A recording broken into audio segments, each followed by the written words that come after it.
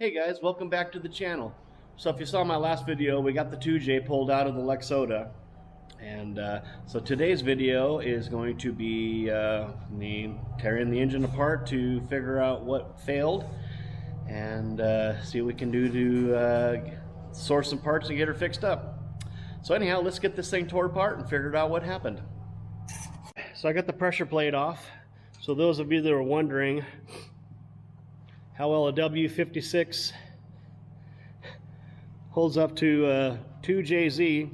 Well, there's the clutch, and mind you, that's with 37s and dual transfer cases, and it looks pretty good. It's not no hot spots or anything, and the clutch disc looks fantastic. Nothing really out of the ordinary. Flywheel looks fucking great. No issues, no cracks, no hot spots, no nothing. It looks freaking great.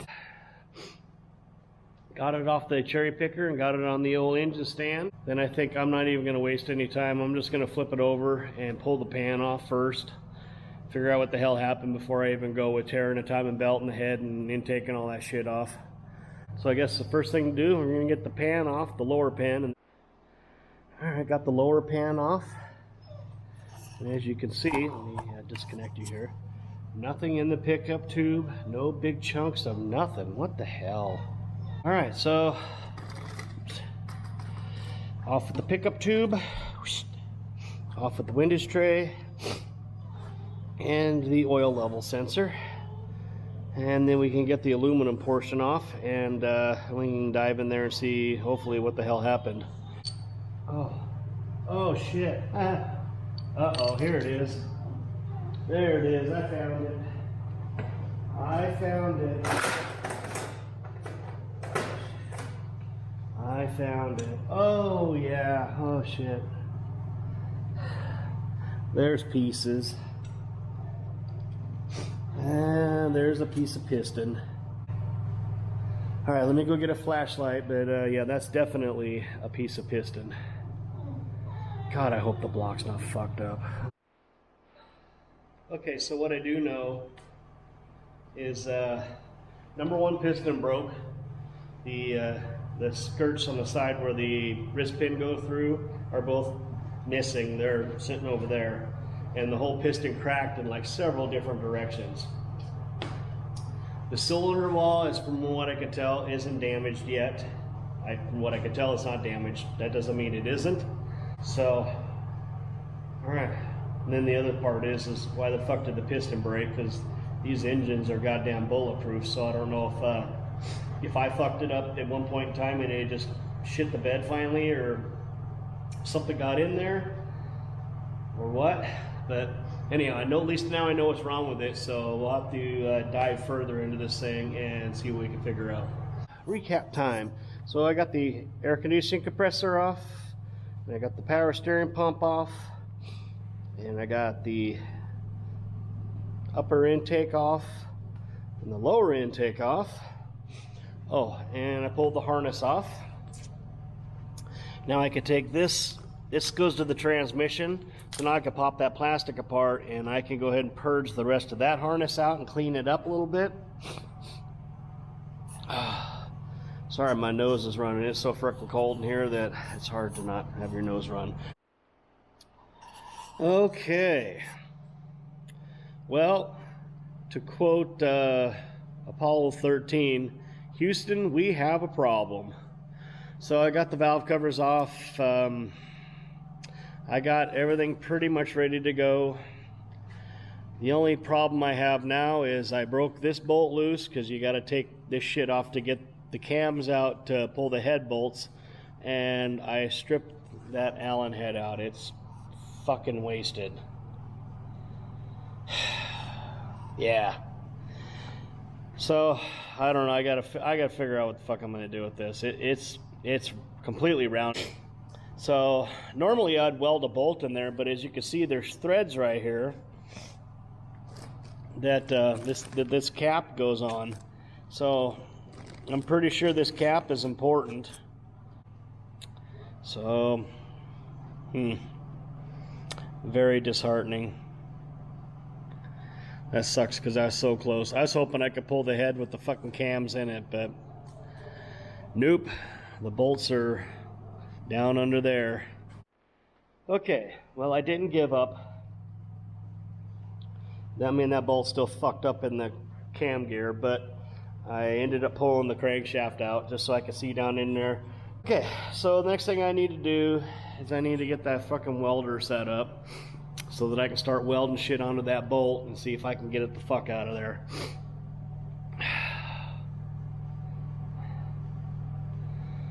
That shouldn't be that hard to do. It's just not really what I wanted to do right now. But at least we know what the problem is. The piston's the problem. So if I can get that out and see, make sure I can just hone this cylinder out, then I could slam a piston in it and maybe slap some new bearings in this motor and fucking run it. On the rod bearings, all those little nubs, all are on the harmonic balancer end of the motor, on all 6 of them. So that way I know which orientation they go in. They're all facing forward.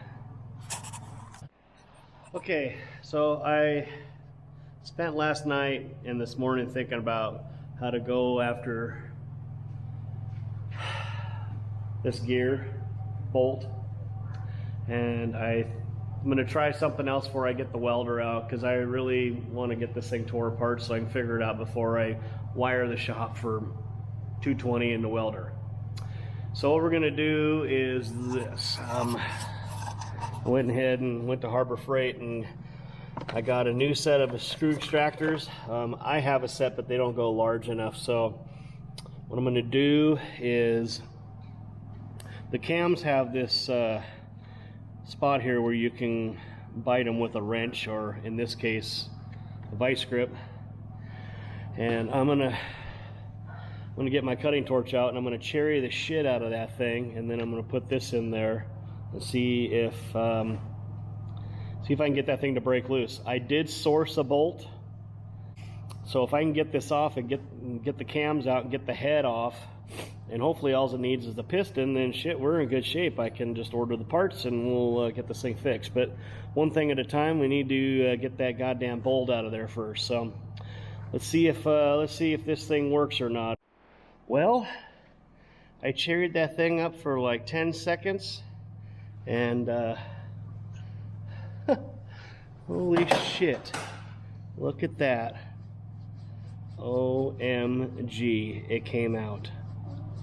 Wow. Wow. Well, icon for the frickin' win. Hell yeah.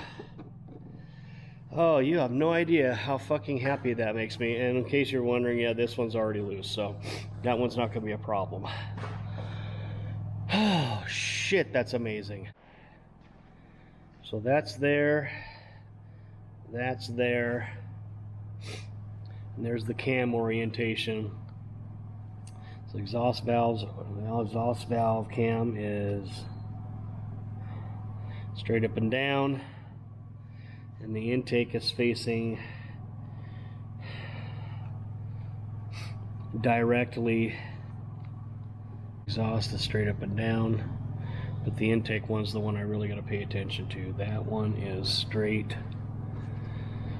Looks like it's pretty much, I cannot look at this too many times to make sure it's right. Yeah, that's it. Okay, cool. There you go. Now I can fuck this up. Okay, so a really helpful tip when taking the lifters out of the cylinder head is to keep them in order. They are a puck style lifter, so they are not all the same from my understanding.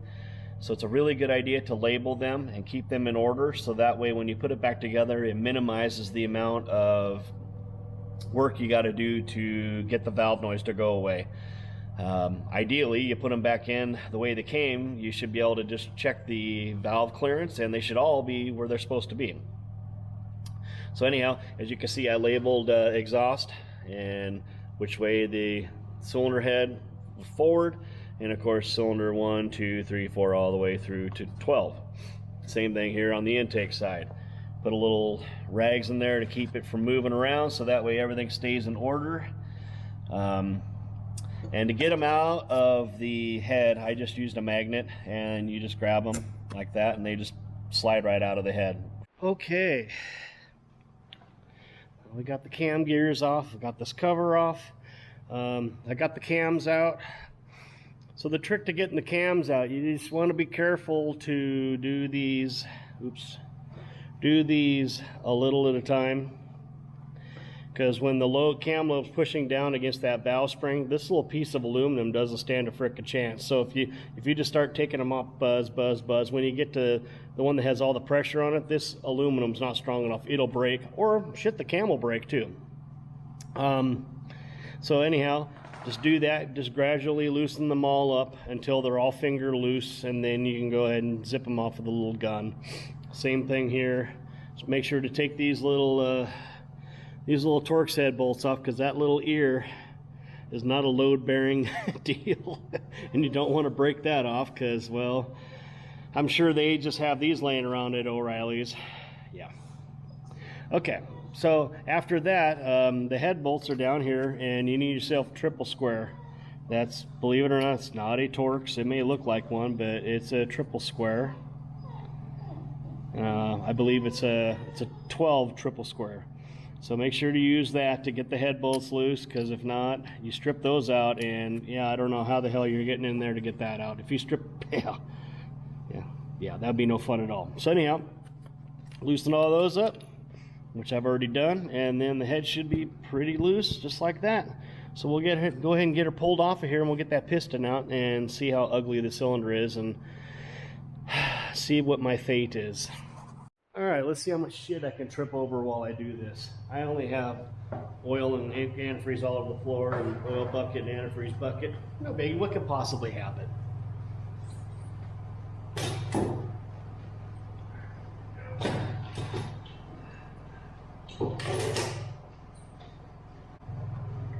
Oh shit.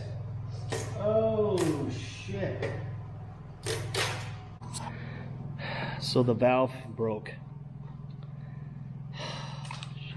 And that's what broke the piston. The head is junk. Oh fuck. Yeah, that's fucking toast. That sucks. Damn. Whew. At least it doesn't need a block. Okay. But it does need a piston. I already found a piston for it.